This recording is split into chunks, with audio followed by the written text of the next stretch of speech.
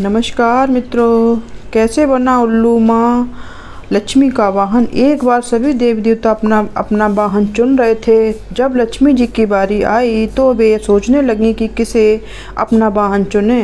लक्ष्मी जी जब अपना वाहन चुनने में सोच विचार कर रही थीं, उतनी देर में पशु पक्षी लक्ष्मी जी का वाहन बनने की होड़ में आपस में लड़ाई करने लगे। प्राणी जगत की संरचना करने के बाद एक रोज सभी देवी देवता धरती पर विचरण के लिए आए। जब पशु पक्षियों ने उन्हें पृथ्वी पर घूमते हुए देखा तो उन्हें अच्छा नहीं लगा और वह सभी एकत्रित होकर उनके पास गए और बोले, आपके द्वारा उत्पन्न होने पर हम धन्य हुए हैं। हम आपको धरती पर जहाँ चाहेंगे वहाँ ले चलेंगे। कृपया आप हमें अपने वाहन के रूप में चुनें और हमें कृतार्थ करें।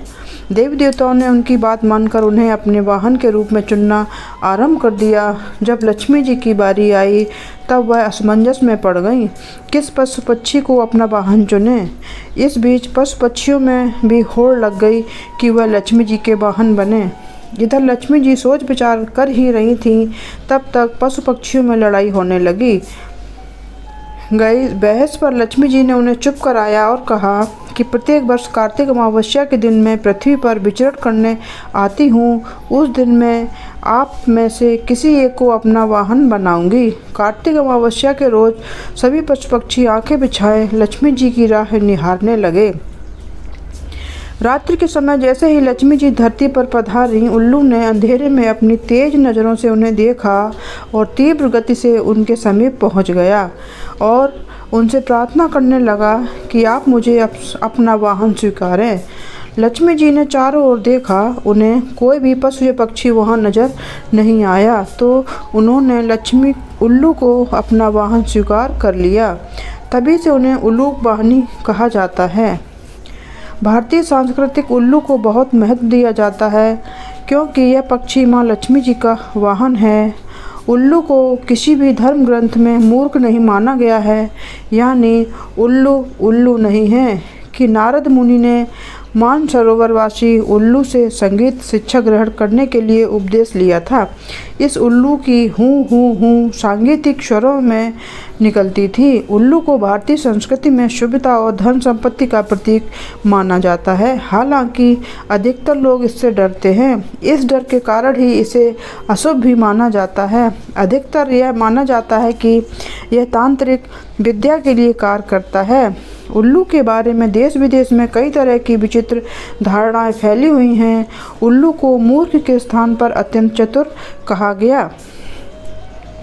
भगवान श्री राम जब रावण को मारने में सफल नहीं हो पाते, उसी समय उनके पास रावण का भाई विभीषण आता है।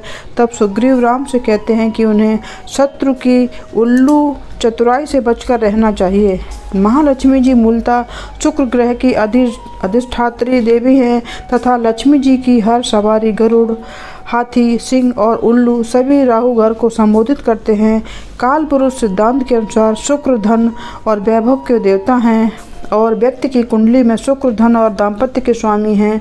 काल पुरुष सिद्धांत के अनुसार राहु को पाताल का स्थान प्राप्त है तथा कुंडली में राहु का पक्का घर छठा स्थान होता है और राहु को कुंडली के भाव नंबर 8 में, तीसरे और छठे में श्रेष्ठ स्थान में माना गया है। कुंडली में काला धन तथा छुपा हुआ धन छठे और 8वें भाव में दिखता है। तंत्र शास्त्र के अनुसार लक्ष्मी वाहन उल्लू रहस्यमयी शक्तियों का स्वामी है। प्राचीन ग्रीक में उल्लू को सौभाग्य और धन का सूचक माना जाता था। यूरोप में उल्लू को काले जादू का प्रतीक माना जाता है। भारत में उल्लू का तंत्र सर्वाधिक प्रचलित है। लुप्त हो रहा है उल्लू। पश्चिमी मान्यता के अनुसार किस व्यक्ति को मूर्ख बनाना तथा उल्लू बनाना कहा जाता है। इसका यह मतलब कि मूर्ख व्यक्ति को उल्लू समझा जाता है, लेकिन यह धारणा गलत है। उल्लू सबसे बुद्धिमान निशाचरी प्राणी होता है। उल्लू को भूत और भविष्य का ज्ञान पहले से ही हो जाता है। उल्लू को भारतीय संस्कृति में शुभता और धन संपत्ति का प्रतीक माना जाता है। हालांकि अधिकतर लोग इससे डरते हैं। इस डर के कारण ही इसे अशुभ भी माना जाता है। अधिकतर यह माना जाता है कि यह तांत्रिक विद्या के लिए कार्य करता है। अधिक संपन्न होने के चक्कर में लोग दुर्लभ प्रजाति के उल्लुओं के नाखून, पंख आदि को लेकर तांत्रिक कार्य करने करते हैं। कुछ लोग तो इसकी दीपावली की रात को बलि भी चढ़ाते हैं, जिसके कारण इस पक्षी पर संकट गहरा गया है। हालांकि ऐसे करने से रही सही लक्ष्मी भी चली जाती है और आदमी पहले से अधिक गहरे संकट में फंस जाता है। जब पूरी दुनिया सो रही होती है तब यह जागता है। यह अपनी गर्दन को 107 अंश तक घुमा लेता है। यह रात्रि में उड़ते समय पंख की आवाज़ नहीं निकालता है और इसकी आंखें कभी नहीं झपकती हैं।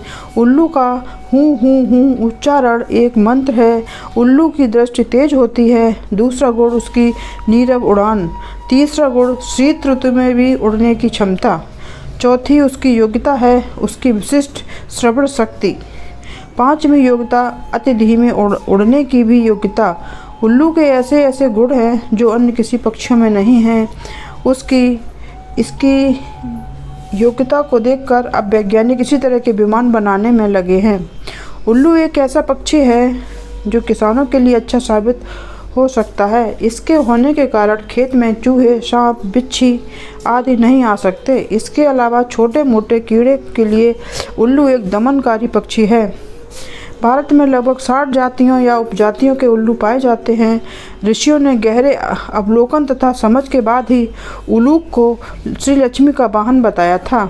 उन्हें मालूम था कि पाश्चात्य संस्कृति में भी उल्लू को विवेकशील माना है। तंत्र शास्त्र अनुसार जब लक्ष्मी एकांत, शून्य स्थान, अंधेरे, खंडर, पाताल लोक आदि स्थानों पर जाती हैं तब वह उल्लू पर सवार होती हैं।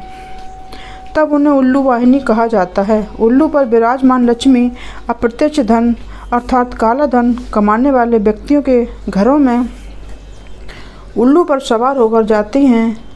सभी घरों में पूजी जाने वाली धन की देवी लक्ष्मी माता को अपना वाहन उल्लू अति प्रिय है। लक्ष्मी जी का वाहन शुभता का प्रतीक माना गया है।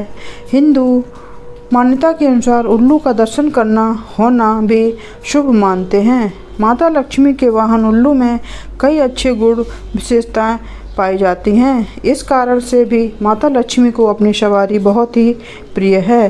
तो भक्तों मित्रों, आपको यह जानकारी कैसी लगी कमेंट में ज़रूर बताएं और हाँ, वीडियो को लाइक शेयर करना ना भूलें और अपने इसी चैनल को सब्सक्राइब ज़रूर कर लें ताकि आगामी आने वाली वीडियो आप तक आसानी से पहुंच सकें। इसके लिए आपका बहुत बहुत धन्यवाद। नमस्कार।